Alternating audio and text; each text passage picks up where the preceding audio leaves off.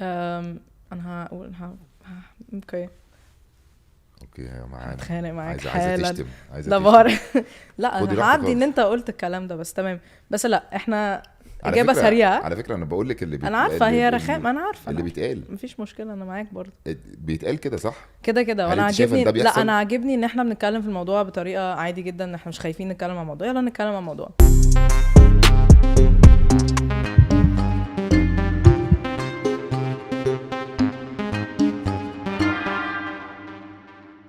هاي انا اسمي فريدة سالم، انا مؤسسة ومديرة اكاديمية امباور للبنات وهيد كوتش في زد اف سي وومنز اكاديمي.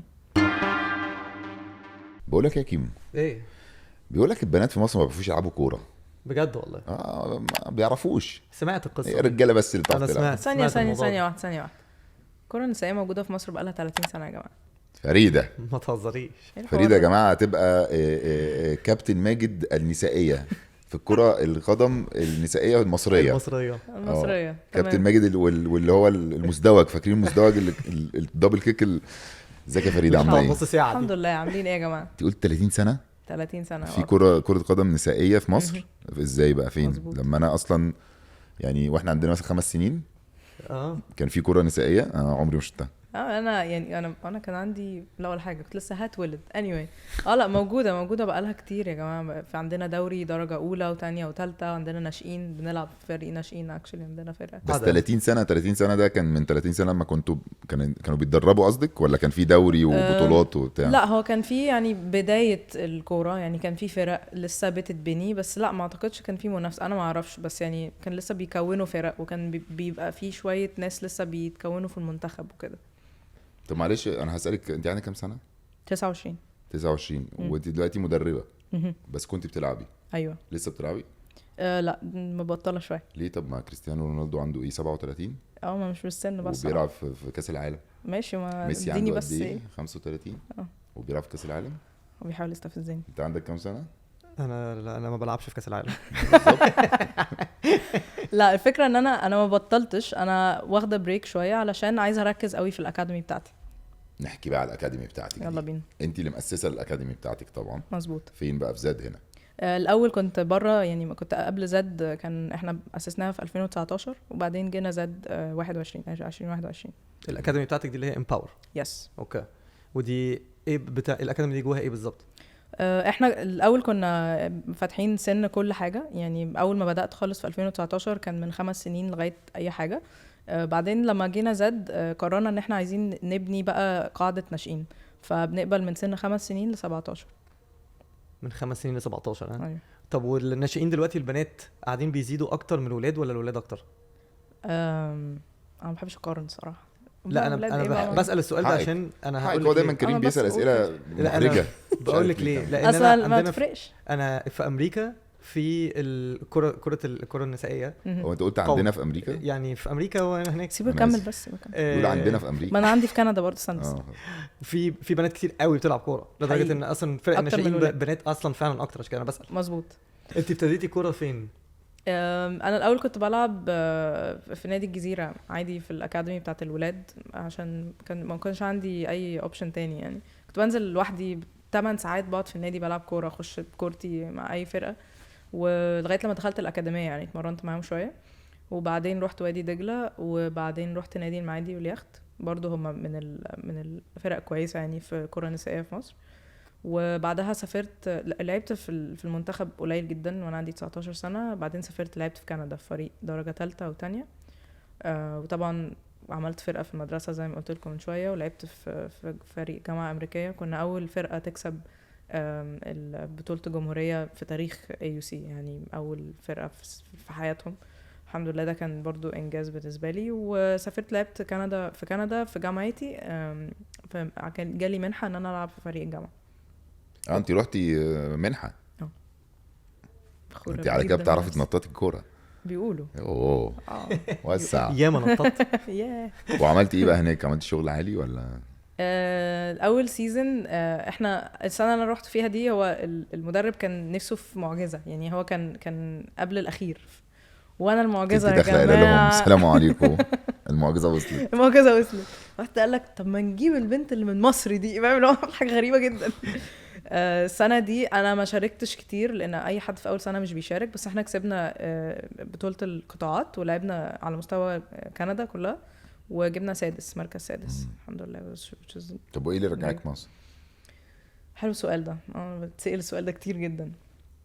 ايه اللي رجعني مصر؟ انا هناك كنت بلعب في مليون واحده زي، وكنت بدرس رياضه وصحه وتربيه بدنيه ومتخرجه، يعني هعمل حاجه زي كل الناس برضو. يعني في بنات كتير قوي بيحبوا الكوره وبيحبوا الرياضه بيشتغلوا في المجال ده هناك، بس يعني ما حسيتش ان انا هبقى مميزه.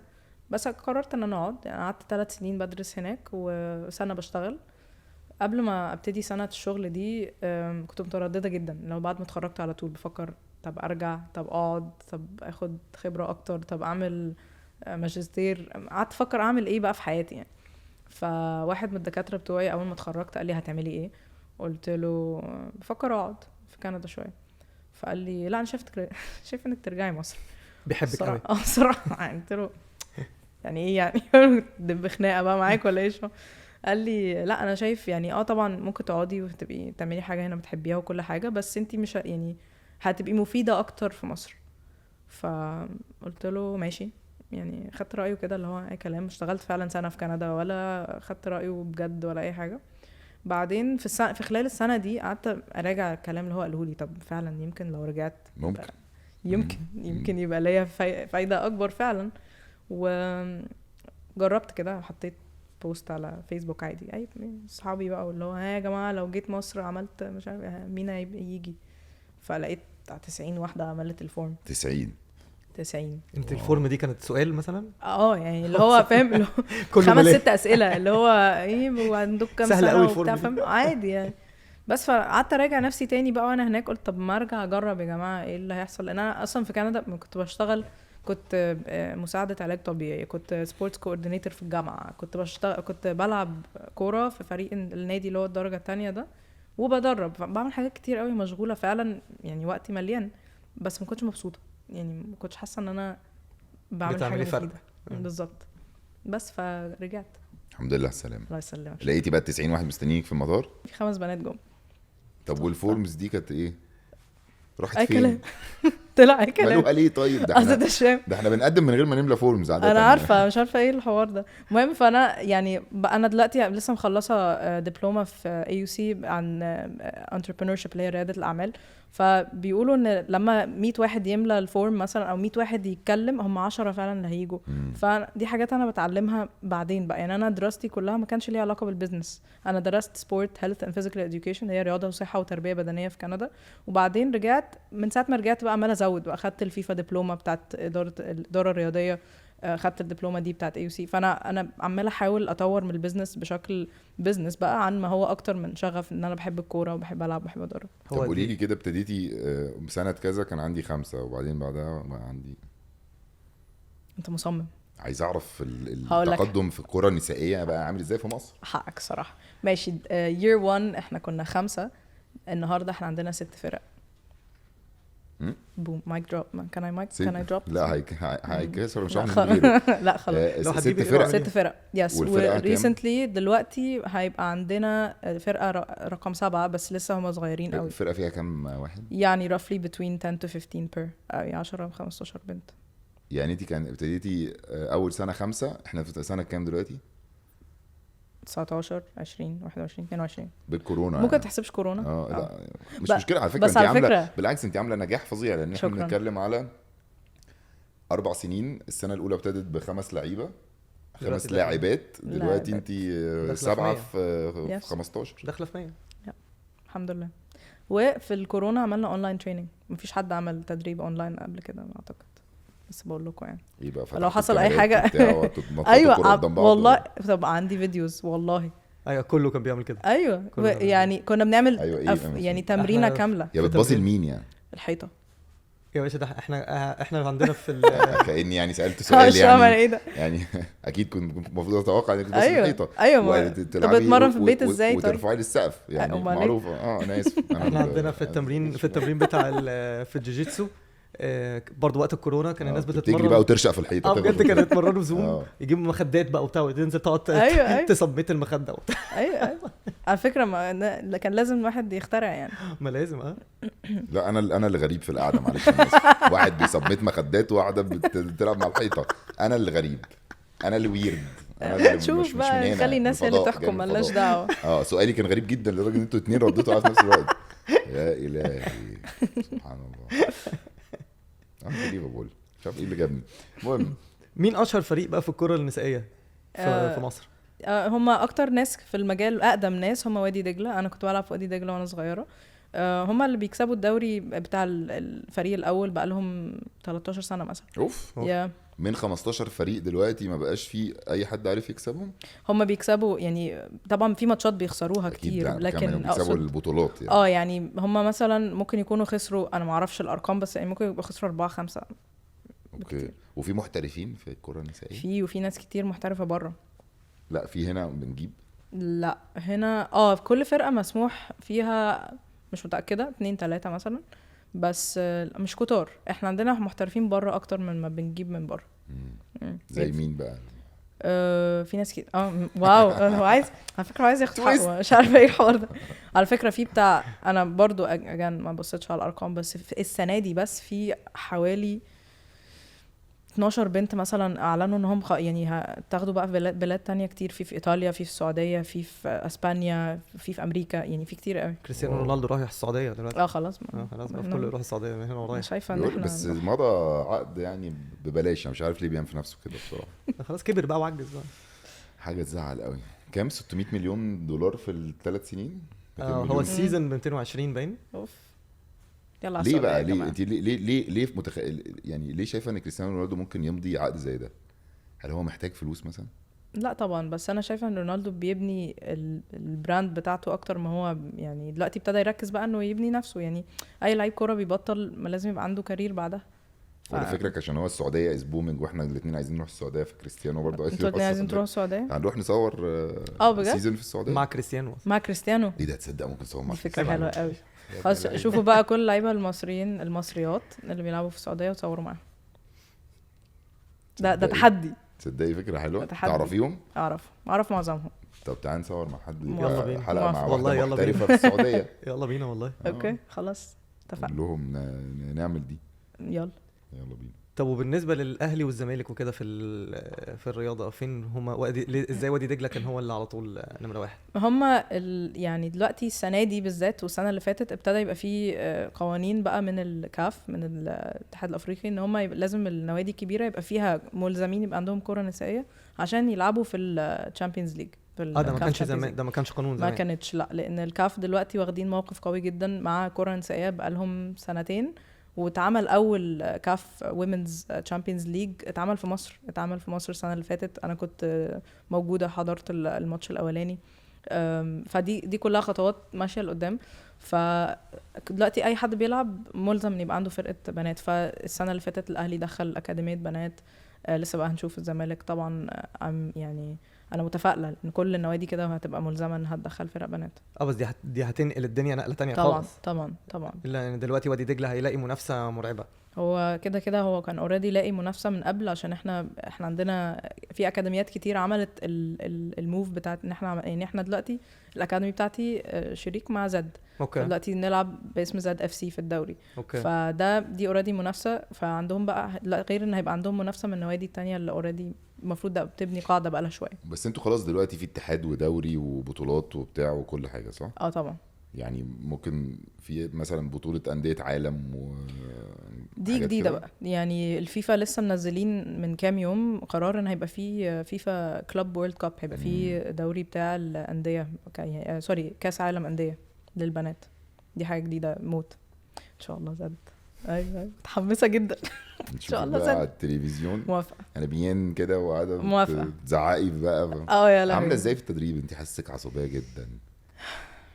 ممكن تسالوا اللعيبه ما تسالونيش انا. طب تصدقي احنا في لعيبه هتنضم لنا كمان شويه. يلا بينا. وهنسالها كل حاجه. ما بخافش على فكره. انا ما بخافش. يعني انا خايف تبقى هي اللي تخاف. انا حاسس ان اللعيبه دي واخده فلوس اصلا. احساسي بيقول كده. هنشوف.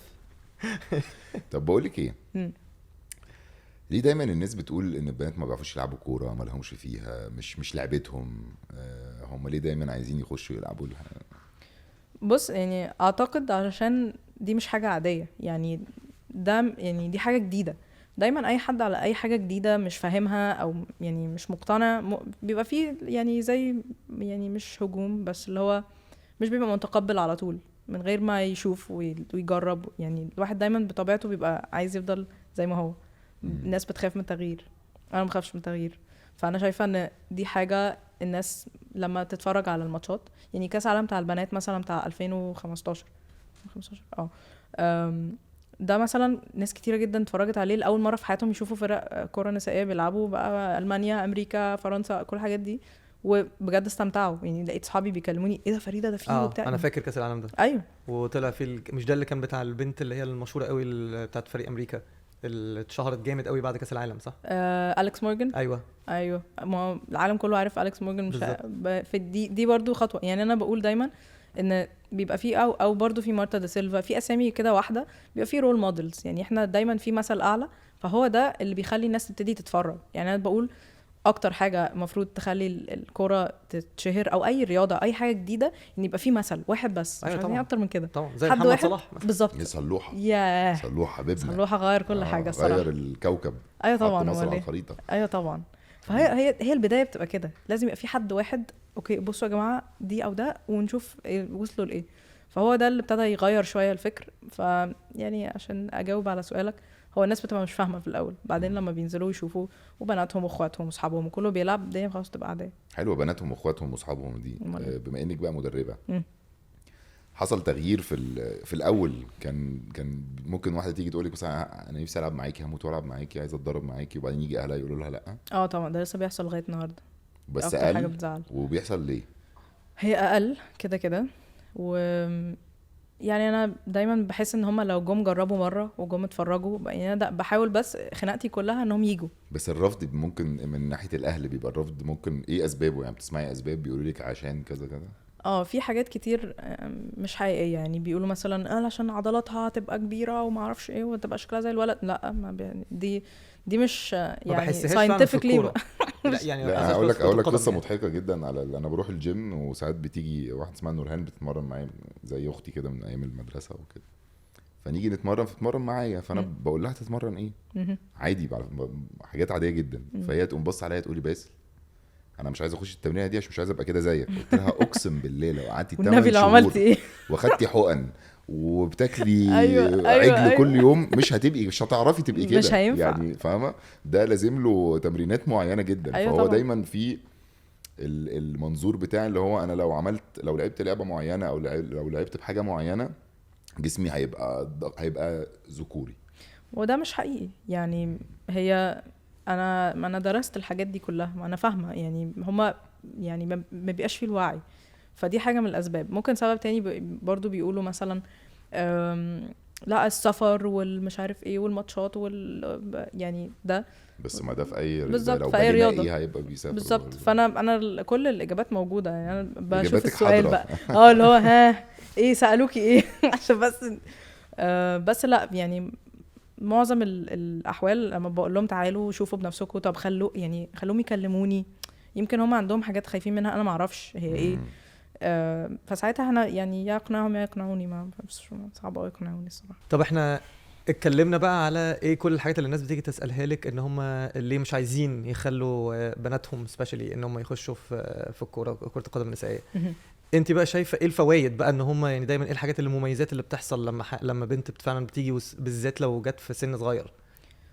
من اكتر حاجات اللي انا بلاحظها وين البيرنتس بيجوا يقولوها ان هم بياخدوا ثقه في نفسهم، بيتعلموا ازاي يتعاملوا مع الناس اللي حواليهم، هم من اصحابهم مدربين ناس تانية فرقه تانية.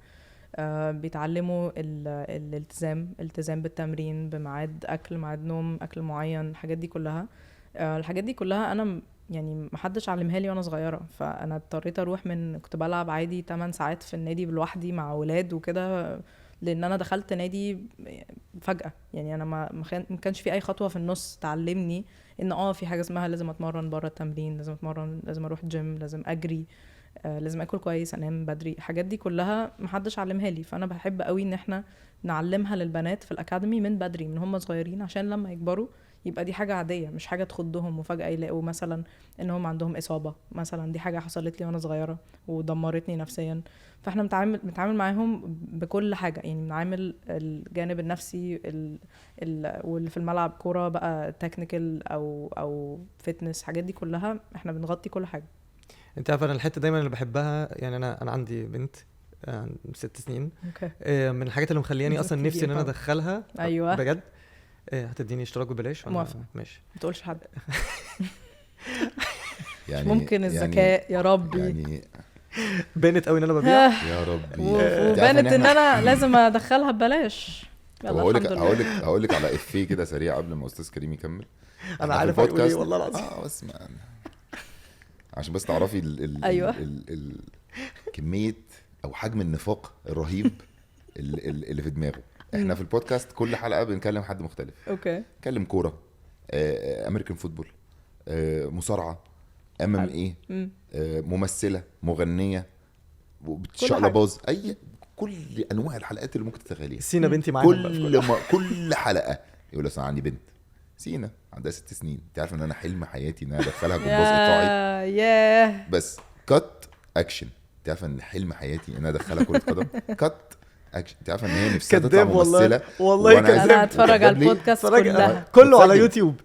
كله على يوتيوب. unbelievable. مش معقول. ده انا امتى؟ طب والله امتى؟ خلاص اتفضل هطلع لك انا الحته. هو انا هقنعه تمام. لا بجد انا نفسي ان هي عشان نفسي انا كمان ان هي عشان بنت وحيده. اوكي. فانا نفسي ادخلها رياضه جماعيه مع فريق طبعا. فانا عشان كده بجد نفسي ادخلها حاجه زي كده سبيشالي كوره عشان كمان الكوره فيها بتنشف كده. ايوه تقدر يعني. طب بصي بقى نتك على بتنشف دي. ماشي.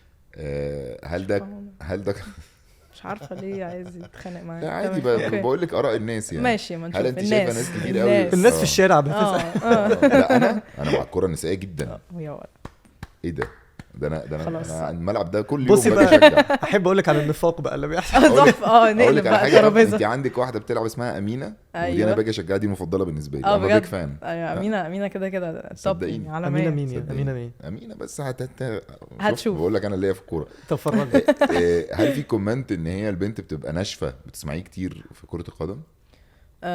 لا هي مش فكرة يعني هي ناشفة كده بس. يعني احنا بنتكلم ان احنا بنقول لهم في الملعب لما نبقى جوه الملعب لازم تلعبوا ضد حد، لازم تبقي ناشفة، لازم يعني تنشفي شوية. يعني ما ينفعش ان هي تسيبيها تخبطك وتاخد الكورة وتمشي. يعني بس مش حاسة ان ده ممكن بيأثر على شخصيتها كأنثى؟ انا هقول اوكي يا معانا اتخانق معاك عايزة تشتم لا انا هعدي ان انت قلت الكلام ده بس تمام. بس لا احنا اجابه سريعه. على فكره انا بقول لك اللي انا عارفه هي رخام. انا عارفه اللي بيتقال مفيش مشكله. انا معاك برضه بيتقال كده صح كده. وانا عاجبني. لا انا عاجبني ان احنا بنتكلم في الموضوع بطريقه عادي جدا، ان احنا مش خايفين نتكلم عن الموضوع. يلا نتكلم عن الموضوع. بص بقى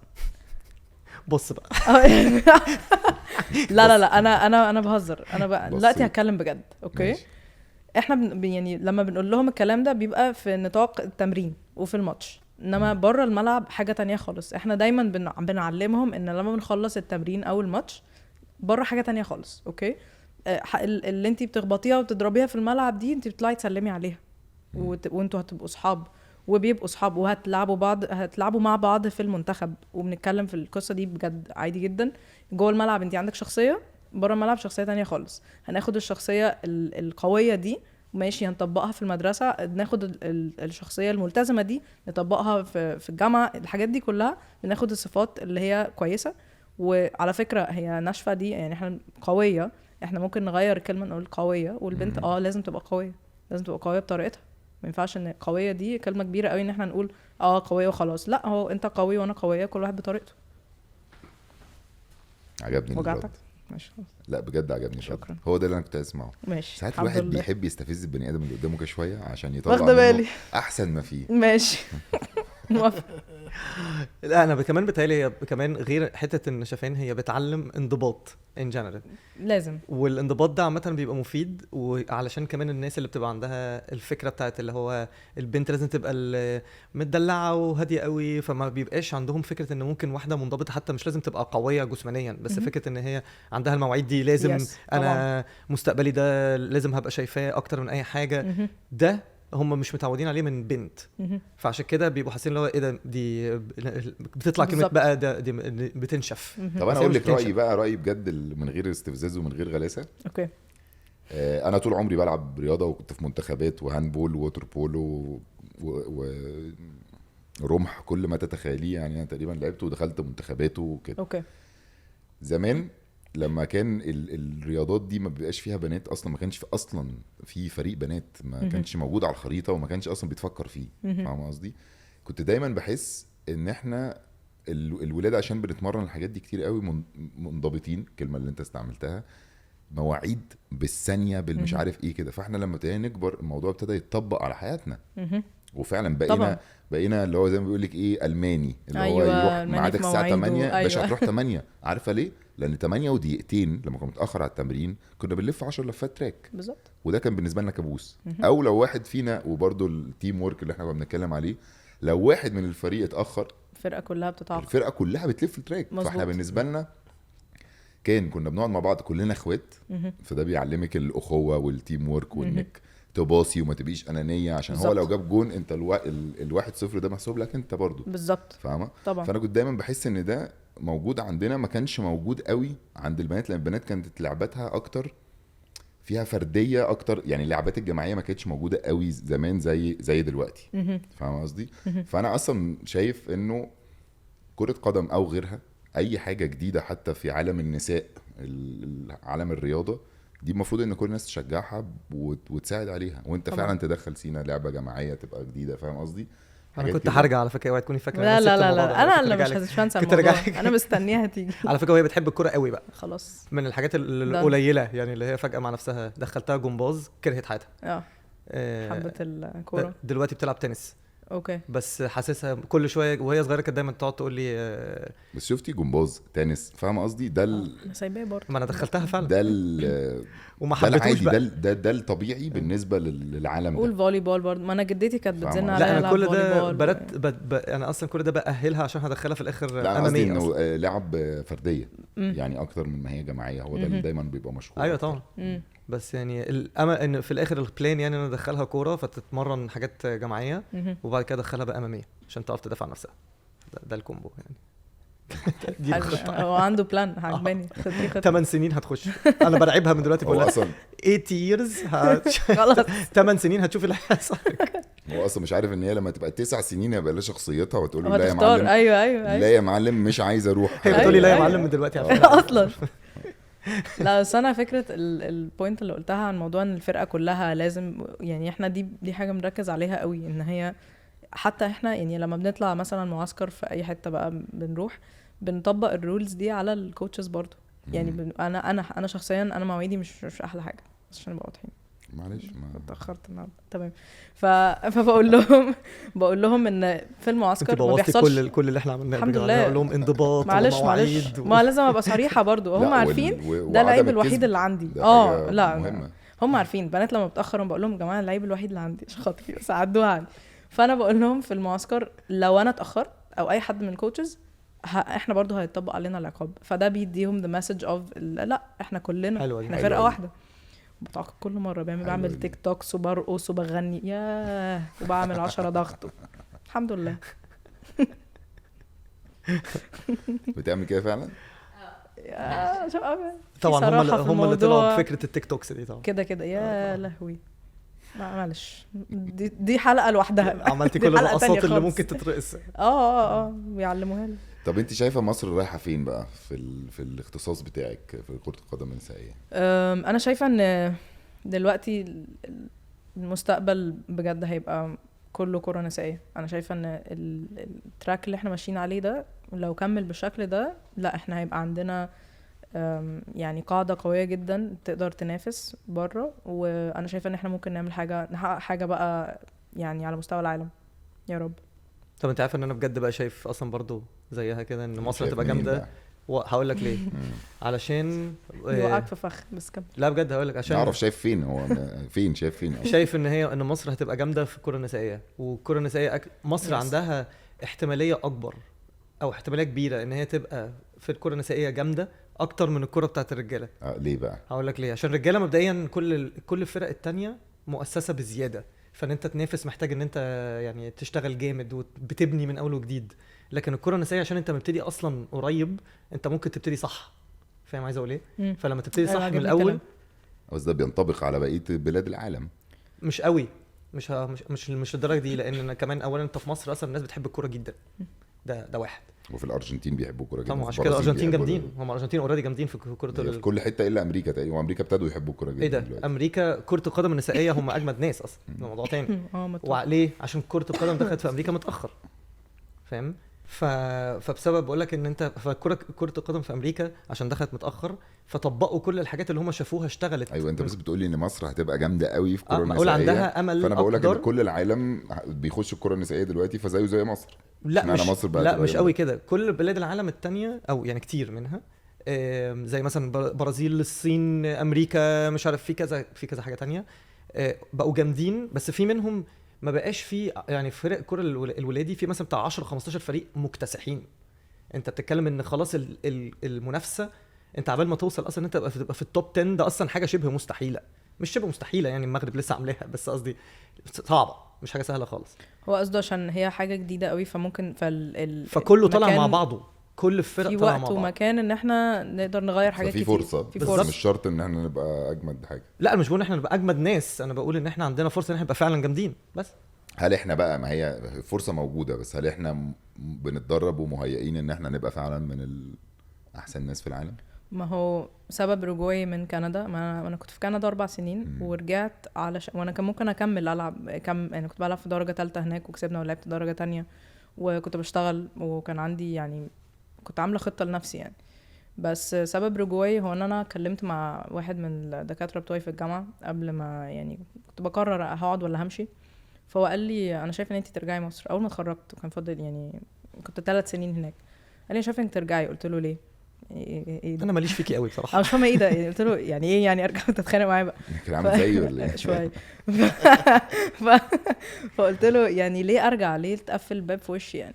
المهم قال لي لا انا مش قصدي حاجه، قصدي ان انت لو رجعتي دلوقتي وانت في سن صغير وعندك عايزه حاجه تعملي حاجه وفي مكان ليكي في مساحه هناك في مصر ليكي انك تعملي حاجه للكره البنات، اعملي كده. لان هنا اوريدي في زيك مليون واحده، لكن هناك انت هتروحي هتطبقي اللي انت اتعلمتيه هنا وتغيري بقى حاجه بجد، عندك فرصه بجد.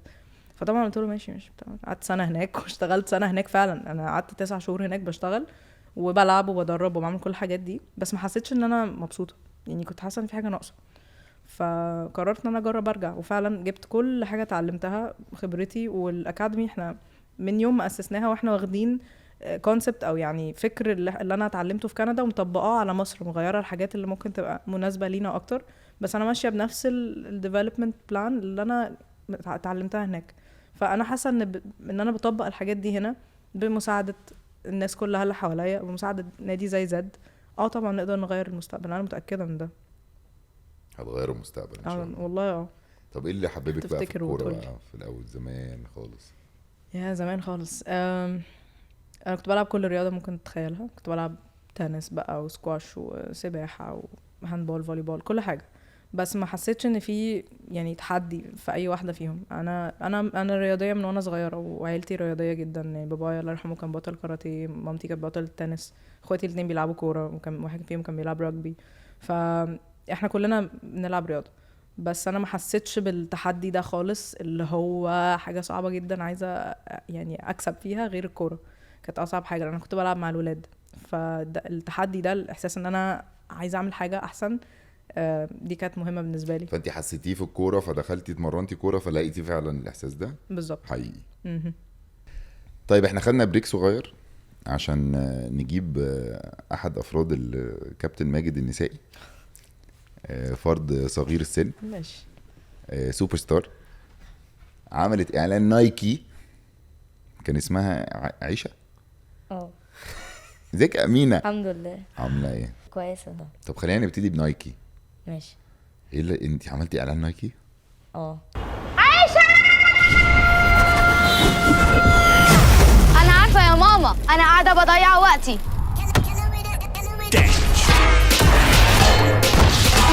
بجد؟ والله. اعلان نايكي اللي هو العالمي مكسر الدنيا. ولا اعلان نايكي اللي هو في 6 اكتوبر بس؟ لا بجد؟ امينه سافرت دبي عشان تعمل. ايوه. طب احكي لي بقى ايه اللي حصل، كلموكي ازاي يعني ورحتي ازاي؟ ما هو اول حاجه يعني القصه بدات بكوتش فريده هنا في التمرين مره جايه بتقول لنا هنعمل فيديوز بقى بتقولوا فيه اساميكم وسنكم بتلعبوا فين، وهبعت الفيديوهات دي وهبعتها لنايكي، هنقعد نعمل شورت ليستنج لحد ما هنختار حد يروح يسافر.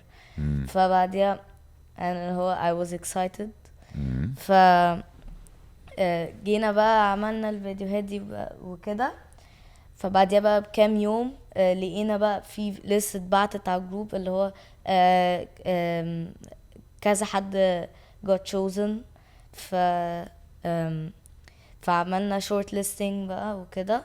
فقالوا لنا هنعمل فيديو كول معاهم. فقالوا لنا اعملوا كده وقولوا كده. فعملنا كده وقلتوا كده؟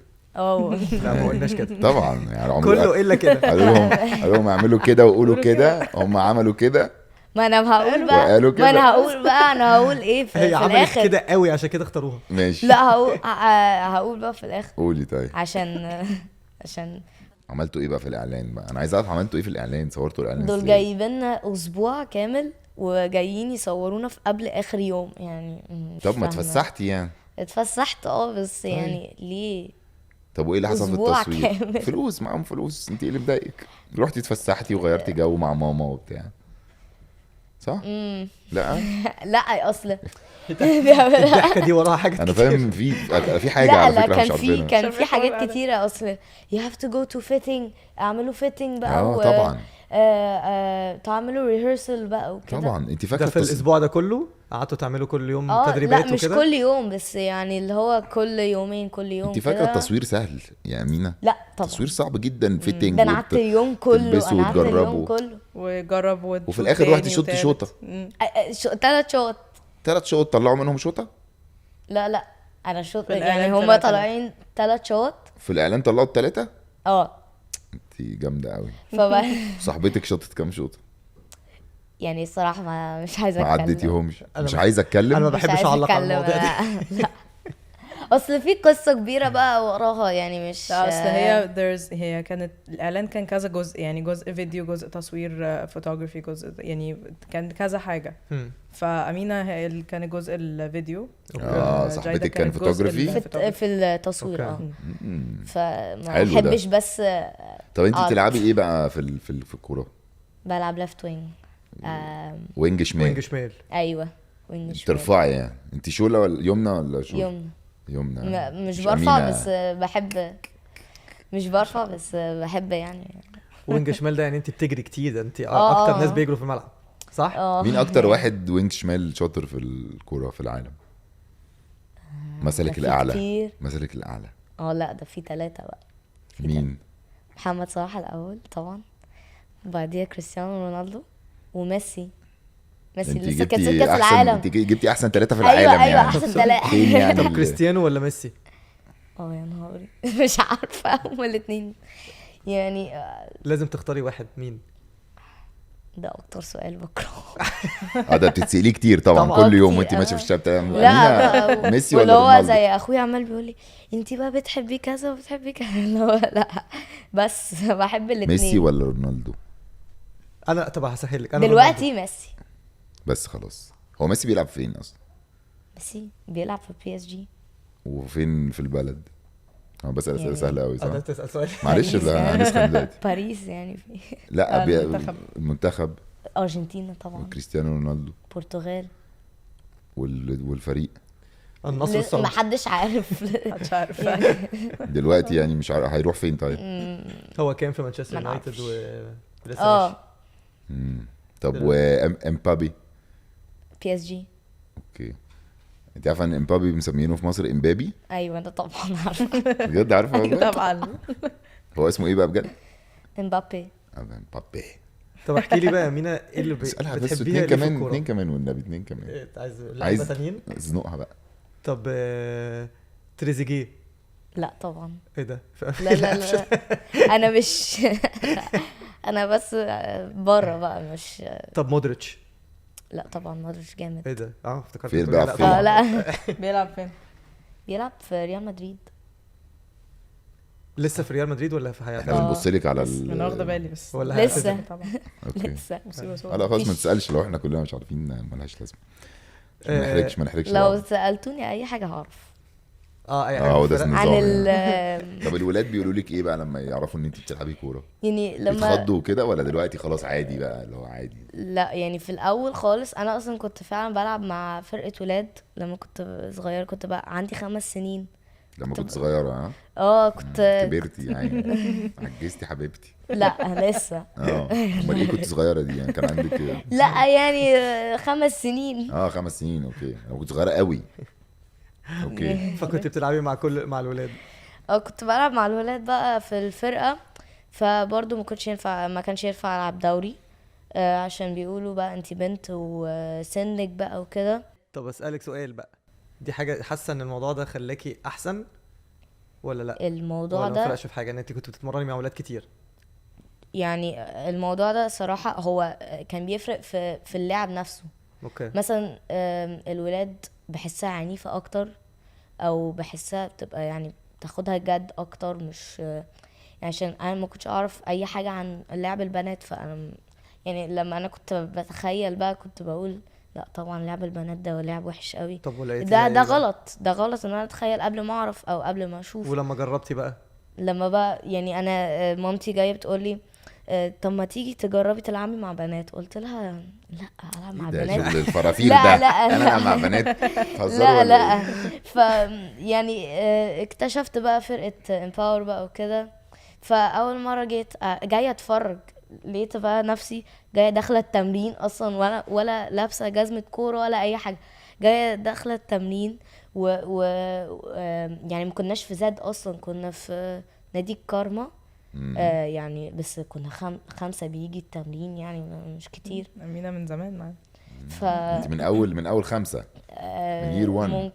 ممكن اكتر يعني، بس يعني ما كانش فيه ناس كتير. مره اصلا جايه اتمرن لوحدي، جيت اتمرنت طب لوحدي ما عادي. كانه ده كانش فريدة؟ درس خصوصي برايفت لسن، حلو. حاجه حلوه. مصلحة. لا المفروض يبقى يعني تمرين لينا احنا كلنا، بس انا انت جايه مش اتمرن. فريده، أمينة مش بس. فريده من شويه كانت عماله تقول انه في الكورونا كانوا بيلعبوا مع الحيطه عادي. ايوه بس قصدي يعني قبل الكورونا. طب انت عارفه ايه اللي بيفرق صلاح وكريستيانو رونالدو وميسي عن بقيه اللعيبه؟ طبعا. ان هم بعد ما بيخلصوا التمارين مع التيم بيروحوا يتمرنوا لوحدهم. ايوه صح؟ ايوه بيقعدوا طبعا. يشوطوا في الجون فاضي مثلا. صح. بيكملوا تمرين. في المطره بقى الدنيا تبقى عارفه الافلام دي، اه. الدنيا بقى بتمطر بقى وبرد وبتاع وكل الناس نايمه وده انا ما بقى عنديش مانع العب في المطر يعني، انا كده ولا كده لازم اتعود. لا انت مستواكي عالي، انا مش بقول ان انت لا انا كده باين. ولا كده اصلا. لما النهارده مطرت كنت عايزه العب في المطر اصلا. بحب العب في المطر قوي.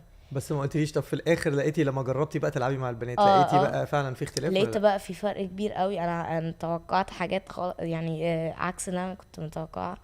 فانا جيت بقى جيت اتمرن اول كذا تمرينه بقى. كنا يعني زي كنت زهقانه، كنت مفيش حد يعني فين الناس، فين الفرقه. فكنت ببقى يعني مستعجله بقى، اللي هو عايزه العب ماتشات، عايزه العب بطولات كتيره. فلحد ما جينا زاد اصلا. فاول يوم جينا كان في اختلاف كبير قوي. كان في فجاه كده دخلت الملعب في فرقه عماله بقول لنفسي هو احنا ازاي فجاه كده.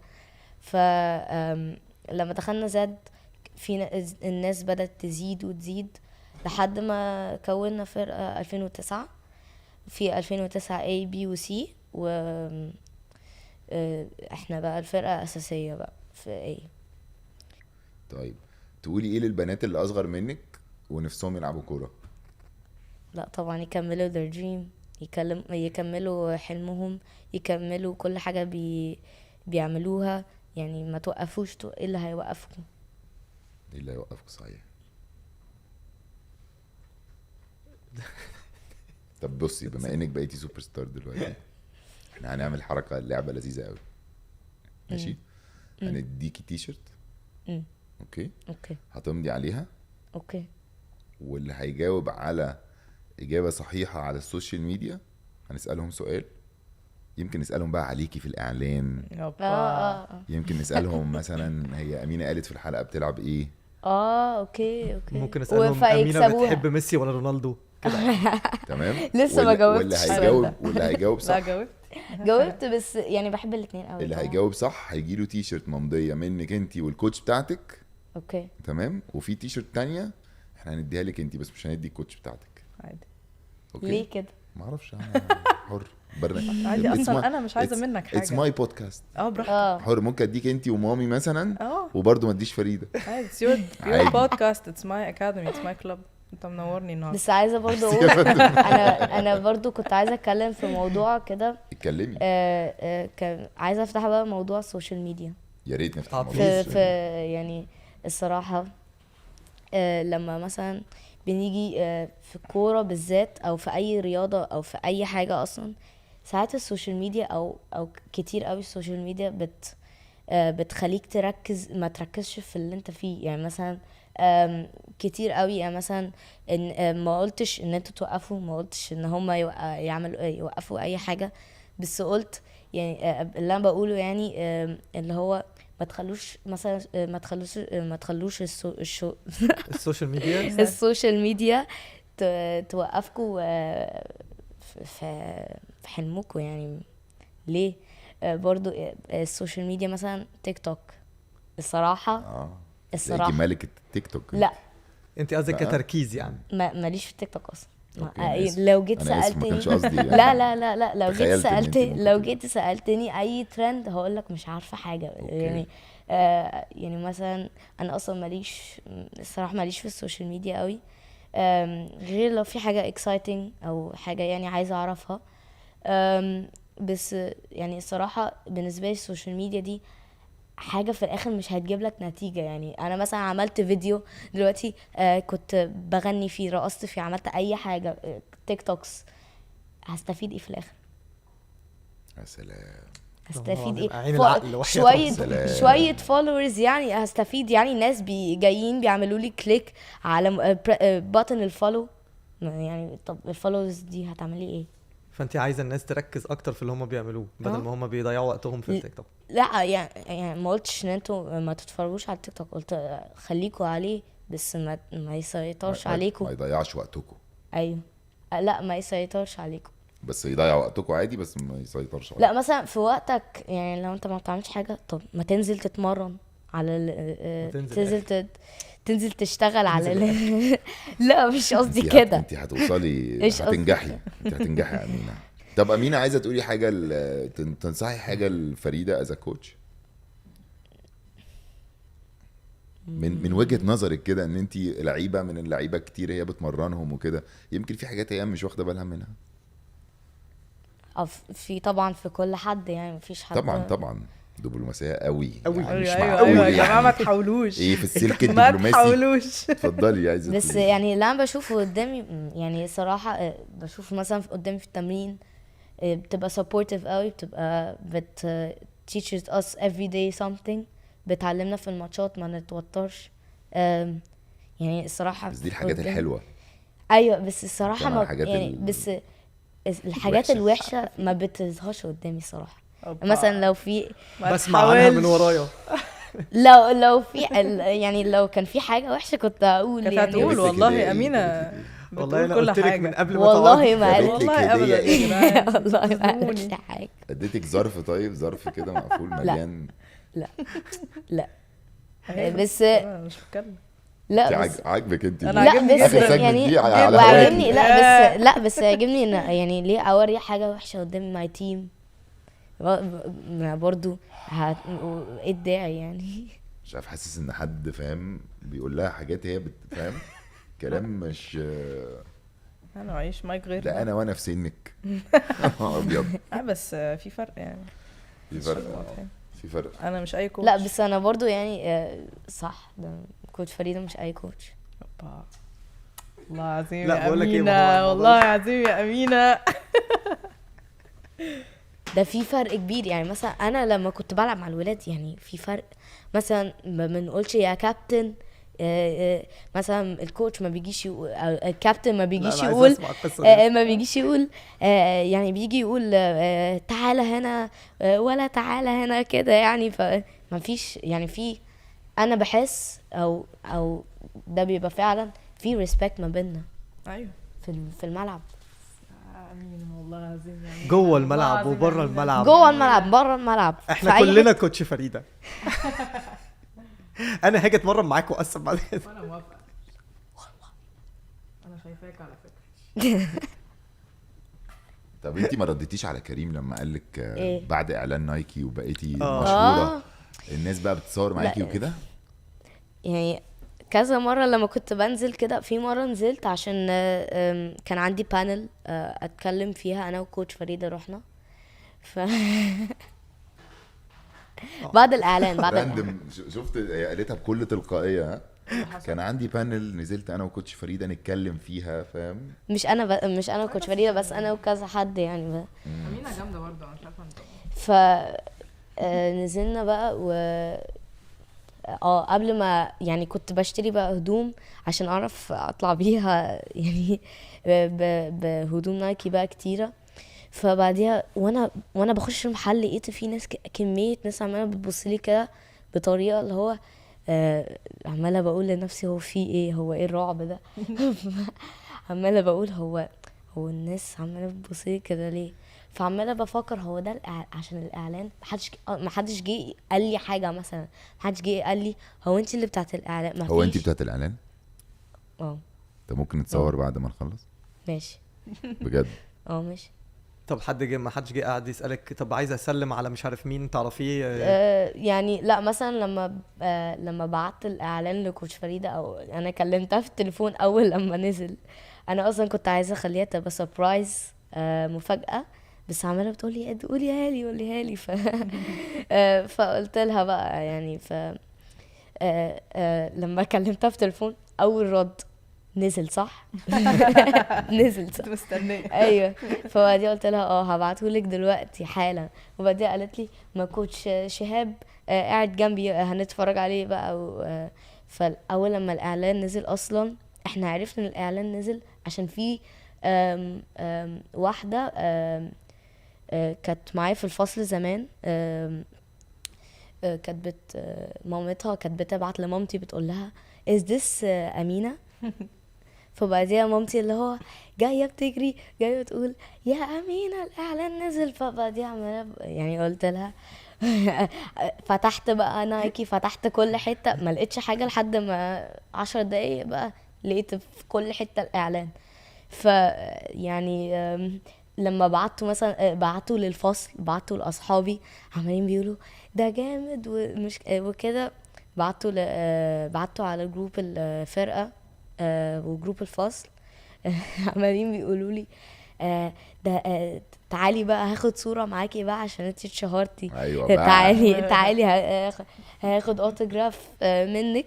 لقيت اليوم التاني لقيت المدرسه كلها عماله بتقول لي يا نايكي يا عيشه الفلوس. لا ده صراحه اسمها جديد بقى عيشه، لان لا ما ده كل الناس بقى بقت تقول لي كده. بس في يعني السؤال بتاع الفلوس ده بقى مستفز قوي. طبعا بيقعدوا يقولوا لي انت جالك كام، خدتي كام عماله 2 مليون يا باسم. بقول لهم يعني برضو ما الشورت ده جديد. يصحش. طب انا عايز اقول لك حاجه بقى عشان انا شايف ان شاء الله يعني لو ربنا اراد انا شايف ان انت هتروحي حته حلوه قوي. شكرا. ماشي. عشان الفريده بتقول انت التالنت بتاعك صح، هي موهبتها عاليه جدا، وانا شايف شخصيتك بصراحه جميله. شكرا. بس عايزك بقى لما توصلي تفضلي بقى ايه متواضعه، وتفضلي انا هفتكر الانترفيو ده وتفضلي مامي دي يعني تبقى اكتر واحده بتعامليها كويس في الدنيا كلها. طبعا. تفضلي طيبه مع صحابك.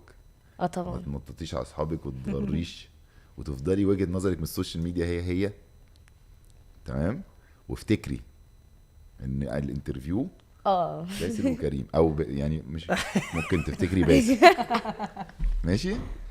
لا انا هفتكر ده فعلا، هنا هفتكر كله. اهو تيجي بقى اكتب لنا حاجه بقى عشان اللي يكسب هياخد التيشيرت. الصراحه لما بمضي وحشه قوي. مش لازم تمضي، ممكن تكتبي اسمك، ترسمي قلب، ترسمي كوره، اقلعي ده لو عايزه، ارميه من الشباك. لا مش هعملها.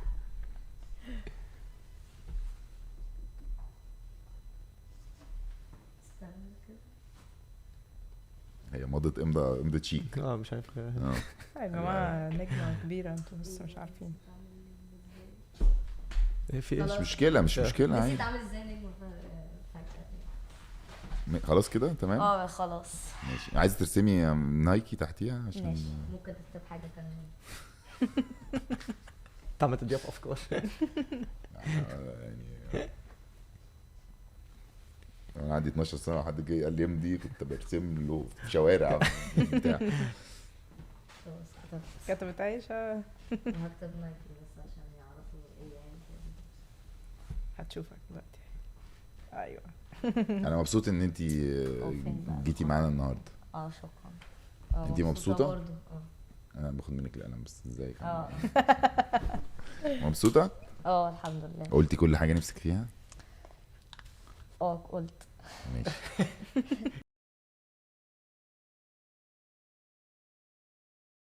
هاي أنا اسمي فريدة سالم، أنا مؤسسة ومديرة أكاديمية امباور للبنات وهيد كوتش في ZFC Women's Academy. أنا اسمي أمينة غنيم، عندي 12 سنة، بلعب في امباور وطلعت في إعلان نايكي.